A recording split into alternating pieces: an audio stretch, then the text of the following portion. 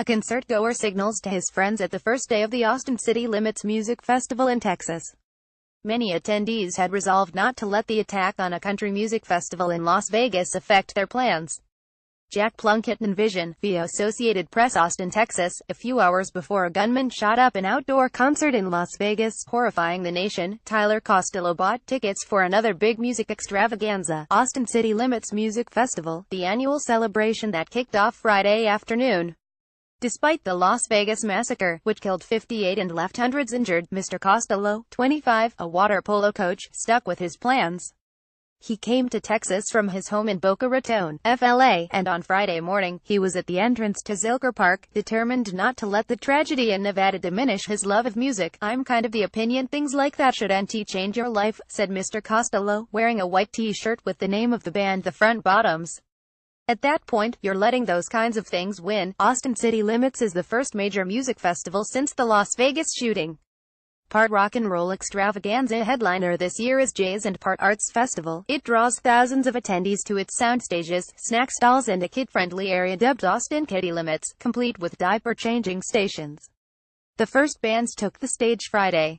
On Friday afternoon, among music lovers and families with strollers flowing into Zilker Park on the shores of the Colorado River, the mood was partly defiant and partly alert and attentive. But mostly, people were unflappable. Under an autumn blue Texas sky, thousands of people milled past the mobile charging station, past the wine lounge, many shedding their sandals to walk barefoot in the grass. Children darted ahead of their parents, performing cartwheels. Couples spread out on blankets are watched from folding chairs. And a broad assortment of musical groups, from the swing band Asleep at the Wheel to new wave pop bands, performed on more than a half dozen stages scattered in the park. Artists and spectators alike acknowledged that Las Vegas cast a pall over the festival. Organizers, assisted by the Austin police, bolstered security, patting down fans and conducting searches as people neared the grounds. "Get ready to take everything out of your bag," a security assistant shouted as spectators approached the entrance. An Austin City Limits spokeswoman said organizers expected 75,000 people each day of the festival, the first major music event since the Las Vegas shooting. Suzanne Cordero, Agence France-Presse, Getty Images. Many fans and musicians acknowledged that the potential of a Las Vegas-style copycat had crossed their minds. Still, most attendees, like Mr. Costello, who flew from Florida with several friends, said they brushed those thoughts aside to embrace the music. Some spectators also noted that the concert site, on a 350-acre park across Lady Bird Lake from downtown Austin, is relatively far away from high-rises that could serve as a sniper's perch.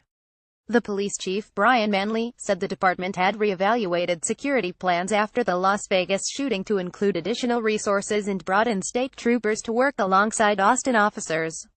"I think Las Vegas will make every city and every agency reevaluate security plans around large events that draw large crowds," Chief Manley said. He noted that the Austin site differed significantly from the Las Vegas site. "It's a very large park with a lot of greenery and a lot of open space," he said. Sandy Fenton, spokeswoman for the festival, said, "Organizers expected 75,000 people in the park each day, with a total of 225,000 fans this weekend." The group offered refunds to anyone who was concerned about attending, but did not say how many were claimed. Drew Walker, who, with his girlfriend, Taylor Baker, performs in the indie pop duo The Wild Now, said there was no question that the Las Vegas shooting shook us up. But the two agreed that any apprehension had passed by the time it came to perform their 10-song, 45-minute set. "I did not feel fearful at all while I was up there, not 1 minute, Ms. Baker said. Another musician, Kevin Ratterman of the band Twin Limb from Louisville, echoed those sentiments and expressed disgust over the shooting. "We think about it because our hearts go out to the people affected by it," said Mr. Ratterman, who is 40 and plays the guitar and keyboard. Since the Las Vegas shooting, investigators have spent the days searching for motive.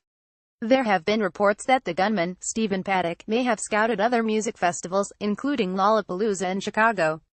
Mr. Paddock holed himself up in a high-rise hotel suite in Las Vegas near a country music concert, broke out 2 windows, and sprayed the crowd with bullets before finally killing himself.